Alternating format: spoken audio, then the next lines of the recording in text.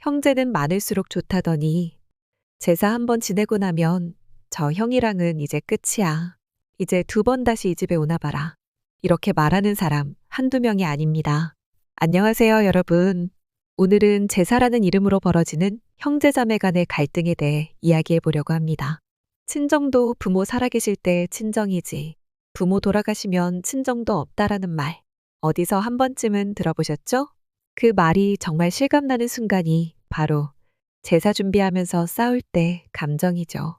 오늘 영상 보시면서 아, 우리 집만 그런 거 아니었구나. 그러면 나는 이 문제를 어떻게 풀어가야 할까? 생각해 보시는 시간이 되셨으면 좋겠습니다. 요즘 생각해 보니 제사는 의식이 아니라 남겨진 형제 간 불화의 불씨가 되더라고요. 제사는 사실 조상을 기리는 마음으로 시작된 전통이죠. 하지만 현실에선 어때요? 누가 상 차릴 건지, 왜 이렇게 먹지도 않은 음식을 많이 차렸나 질책을 받을 수 있고, 제사 음식 하기 전 시장도 혼자 다니며 준비하고, 제사 끝나면 모두 서둘러 각자 집으로 돌아가면 설거지. 또한 제사 모시는 나만 왜 맨날 하는지. 요즘 물가가 얼마나 올랐는데 제사비는 왜 몇 년 전이나 차이가 없어.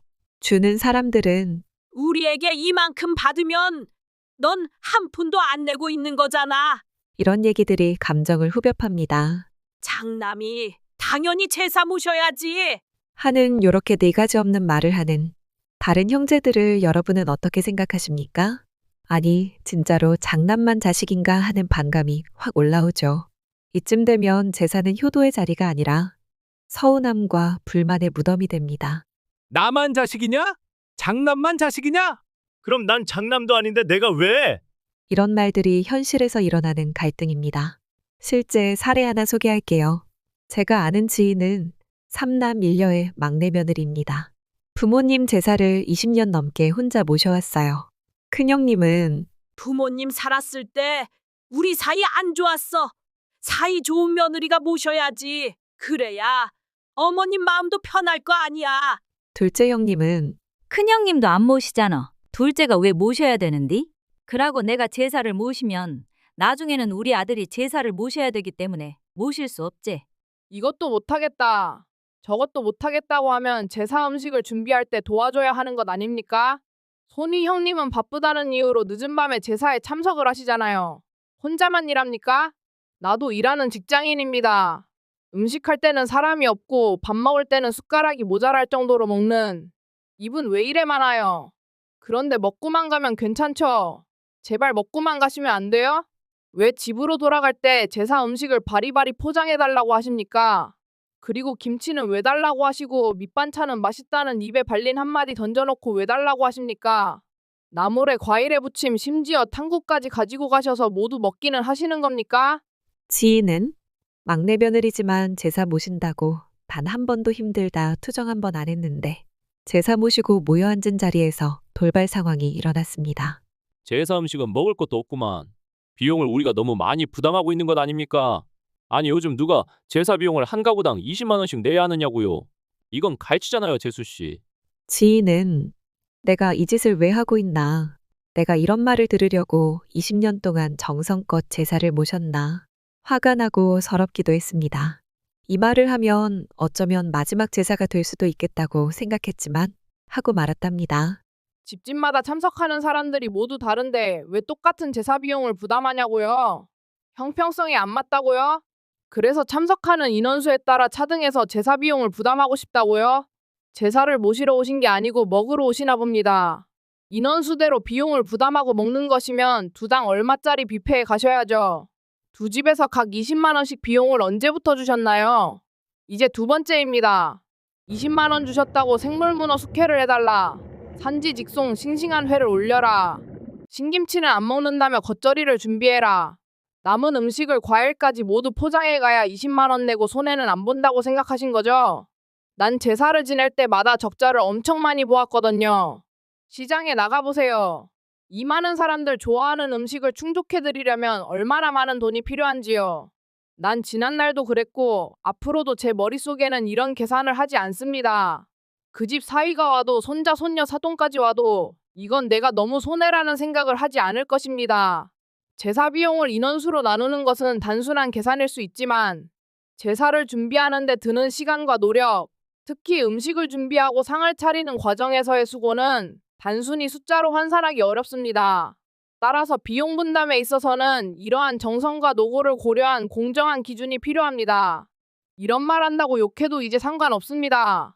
2번 다시 제사 모시러 오지 않아도 됩니다. 이 제사 내가 살아있는 동안 제가 모실 겁니다. 어디 사연이 이것뿐이겠습니까? 여러분, 형제는 어떻습니까? 우리가 제사를 지내는 이유는 기억이죠. 부모님을, 우리 가족을 함께한 시간을 잊지 않기 위해서입니다. 제사의 본래 목적은 조상을 기리며 가족 간의 화합을 도모하는 데 있습니다. 그러나 현대사회에서는 제사의 형식과 방법이 다양하게 변화하고 있습니다.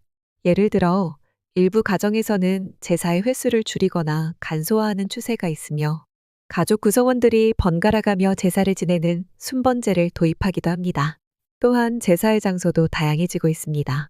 일부 가정에서는 절에서 제사를 지내거나 여행 가서 호텔이나 콘도에서 가족이 모여 간단한 추모식을 갖는 등 새로운 형태의 제사를 선택하고 있습니다.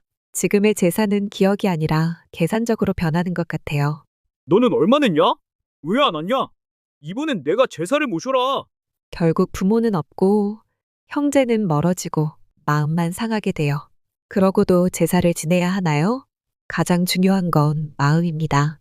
누가 뭘 하느냐보다 어떤 마음으로 하느냐가 더 중요하죠. 여기서 상처받은 지인에게 전 이렇게 말했습니다. 결론적으로 형제는 잠깐 서운해도 어쩔 수 없는 평생 가족이야. 혹시 지금 제사 문제로 마음에 응어리가 있다면 잠깐 멈추고 생각을 해봐. 부모가 살아계셨다면 이런 모습을 보고 뭐라고 하실까? 어쩌면 부모님은 이렇게 말씀하셨을지도 몰라. 얘들아, 제사 안 지내도 좋아. 대신 싸우지만 말고 서로 연락하고 웃으며 살아다오. 지금도 늦지 않았어. 제사의 형식보다 사람 간의 마음을 돌보는 일이 훨씬 귀한 법이거든. 언제까지 싸울 거야? 언제까지 서운할 거야? 먼저 웃는 사람이 어른이다. 우선 너 스스로의 마음을 정리해야 해. 억울하고 서운하고 화나고 이런 감정들을 솔직히 인정해. 그리고 형제와 연을 끊지 않고 싶다는 너의 마음이 있다면 더 소중하게 붙잡아. 그리고 스스로에게 이렇게 말해봐. 나는 섭섭했지만 이 가족을 지키고 싶고 상처는 있지만 나는 풀고 싶다고. 대화를 꺼낼 때 공격 대신 공감을 사용해야 돼. 너희가 왜 그렇게 말했냐? 고 따지듯 말하면 상대는 바로 방어하지. 대신 이렇게 부드럽게 시작해 보는 거야. 우리 모두가 제사 문제로 조금씩 마음이 불편해진 것 같아. 나는 우리가 이런 일로 사이가 멀어지지 않았으면 좋겠어. 내 마음 중심으로 이야기해.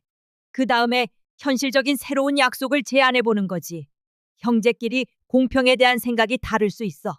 그래서 미리 합의된 기준을 만들면 훨씬 갈등이 줄어들 거야. 예를 들면 앞으로 제사 비용은 n분의 1로 균등하게 내자. 오지 못하는 사람도 기본적인 부담은 하자.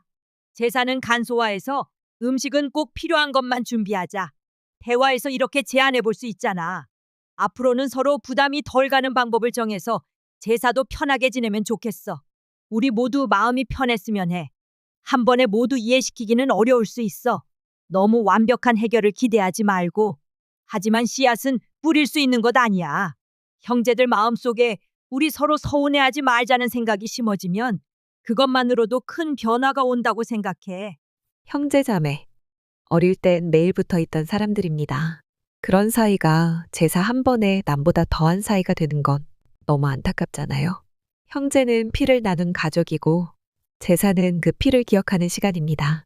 그 시간을 미움으로 채우지 마세요. 오늘도 마음 따뜻한 하루 되세요. 감사합니다.